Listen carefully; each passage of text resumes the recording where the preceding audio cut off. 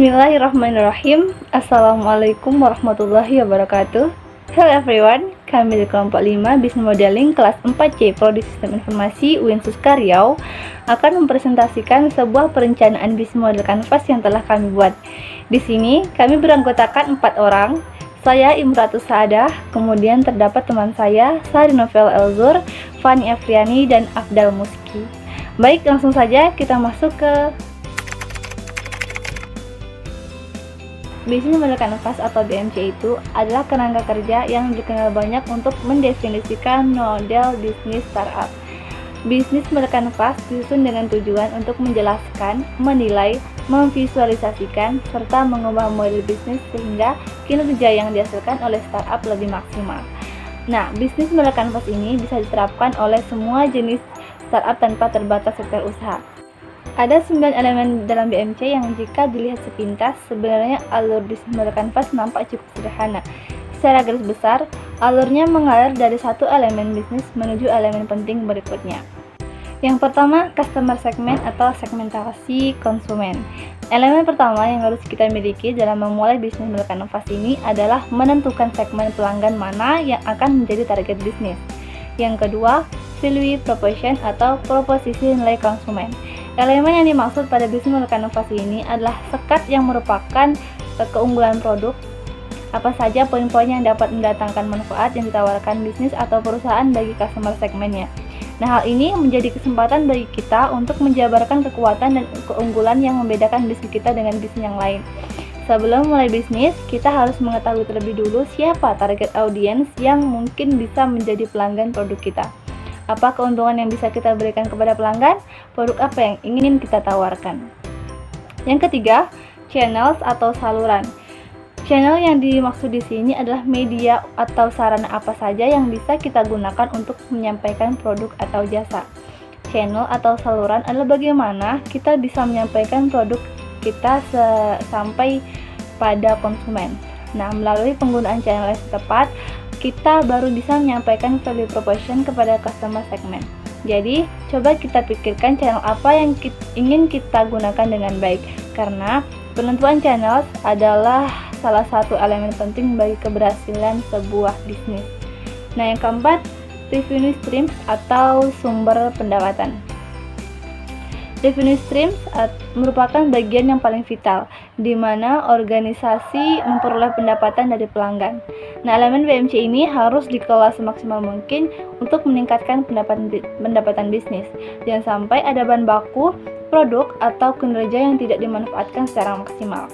Yang kelima, key resource atau sumber daya.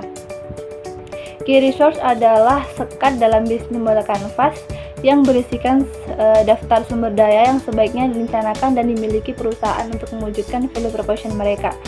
Semua jenis sumber daya, mulai dari pengelolaan bahan baku, mengontrol stok barang, penataan sumber daya manusia, dan penataan proses operasional menjadi perhatian dalam membuat bisnis model kanvas ini. Yang keenam, customer relationship atau hubungan konsumen. Customer relationship merupakan elemen dalam contoh bisnis model kanvas ini di mana perusahaan menjalin ikatan dengan pelanggannya.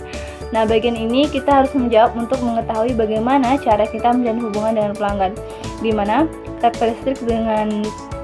karakteristik pelanggan berbeda-beda, sehingga kita harus memahami bagaimana kita mengambil hati pelanggan dan mempertahankan pelanggan yang sudah loyal. Perlu pengawasan yang ketat dan intensif agar pelanggan tidak mudah berpaling ke bisnis yang lain hanya karena jalan hubungan yang kurang baik. Yang ketujuh, key activities atau aktivitas yang dijalankan. Key activities adalah semua aktivitas yang berhubungan dengan produktivitas bisnis yang berkaitan dengan sebuah produk, di mana kegiatan utama adalah menghasilkan proposisi nilai. Nah, yang kedelapan, key partnership atau kerjasama. Elemen bisnis model kanvas ini berfungsi untuk pengorganisasian aliran suatu barang atau layanan lainnya dalam bisnis kita. Posisi-posisi partner kunci tersebut bermanfaat untuk efisiensi dan efektivitas dari key activities yang telah dibuat. Tak ada salahnya menjalin hubungan baik untuk menciptakan siklus bisnis sesuai dengan ekspektasi. Biasanya ada 3 alasan untuk menciptakan kemitraan, misalnya skala ekonomi, pengurangan resiko dan ketidakpastian, juga akuisisi sumber daya atau aktivitas. Dan yang terakhir yakni cost struktur atau struktur biaya. Model bisnis ini merupakan konsekuensi secara finansial dari cara yang digunakan dalam model bisnis yang kita buat. Di sini kita harus memetakan biaya dan memastikan bahwa biaya sesuai dengan value proposition bisnis. Dalam blok ini kita harus bisa menetapkan biaya paling mahal dan paling penting setelah key resource, key partnership, dan key activities ditetapkan. Mengelola biaya secara efisien akan membuat bisnis yang dijalani menjadi lebih hemat dan bisa meminimalkan resiko kerugian.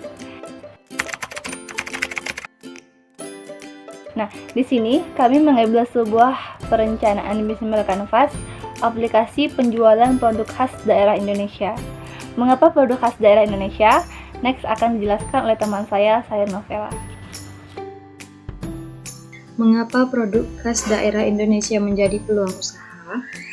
Pertama, dikarenakan banyak turis maupun para domestik yang mencari produk khas setiap daerah. Yang kedua, banyak orang yang ingin bernostalgia dengan kuliner serta produk tradisional. Yang ketiga, proses promosi yang semakin mudah atau terjangkau. Yang keempat, turut membantu memperkenalkan produk khas daerah ke masyarakat dunia. Yang kelima, makanan atau produk khas daerah semakin banyak digemari. Dan yang terakhir, pengembangan bisnis produk khas daerah semakin pesat dan mudah dicari.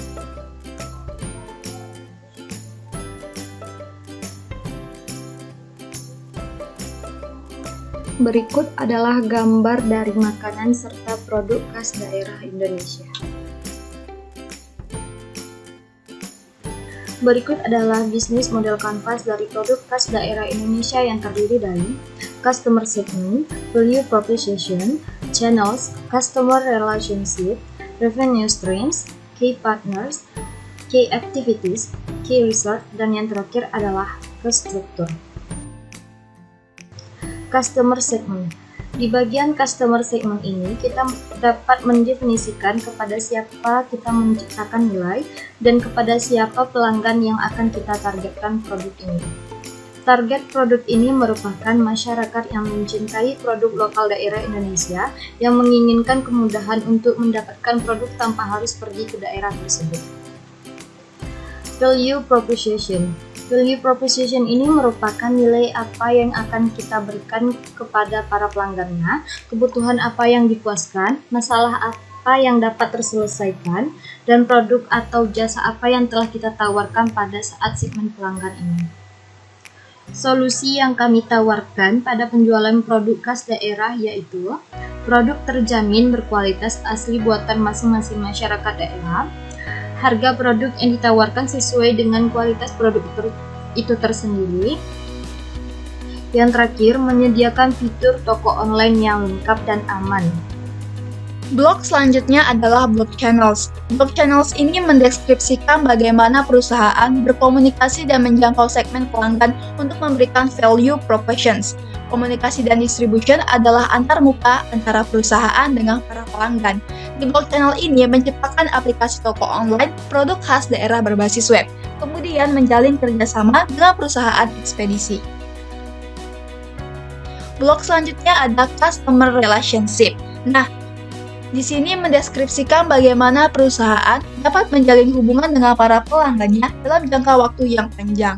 Customer relationship ini menjaga pelayanan agar tetap baik, kemudian juga dapat menjamin dan memudahkan customer dalam bertransaksi secara online. Kemudian ada blok revenue stream. Nah, blok revenue stream ini merupakan pendapatan yang diperoleh dari usaha ataupun bisnis dalam jangka waktu tertentu. Karena upaya kita dalam membuka usaha ataupun bisnis adalah untuk mendapatkan keuntungan. Nah, keuntungan ini didapatkan dari hasil penjualan produk khas daerah secara online, kemudian juga dari penambahan fitur-fitur, dan dari sistem yang telah dibuat ataupun sudah dikembangkan. Selanjutnya ada blok key partners. Nah, blok key partners ini memberikan penjelasan tentang third parties atau pihak-pihak yang memiliki peran sebagai partner untuk mewujudkan kegiatan bisnis dan menyampaikan value untuk pelanggan.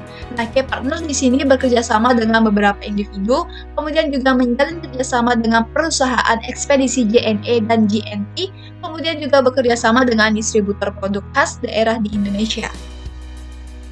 Selanjutnya, key activity mendeskripsikan mengenai apa yang dilakukan perusahaan sehari-hari untuk menjalankan bisnis, termasuk bagaimana perusahaan memproduksi, memasarkan, hingga memberikan solusi kepada konsumen. Bisnis kami ini dimulai dengan perencanaan, kemudian merancang identitas toko online, lalu menjalankan bisnis bertahap, dan terakhir melakukan promosi dan pemeliharaan sistem. Key research menjelaskan mengenai sumber daya hingga pengetahuan yang dibutuhkan untuk menjalankan bisnis ini, seperti peralatan-peralatan untuk menunjang kegiatan bisnis, diantaranya melakukan kerjasama dengan masyarakat yang memproduksi produk-produk khas daerah dan melakukan hosting terpercaya pada aplikasi toko online kami. Cost structure. Bagian ini memberikan informasi terkait pengeluaran yang akan muncul saat menjalankan bisnis. Biaya bisa terbagi menjadi fixed cost seperti biaya gaji dan variable cost seperti biaya bahan baku. Informasi tersebut meliputi biaya promosi, biaya hosting, biaya operasional toko, dan biaya resuplai barang dagangan toko. Terima kasih telah menonton video ini. Jangan lupa like and share, and see you again.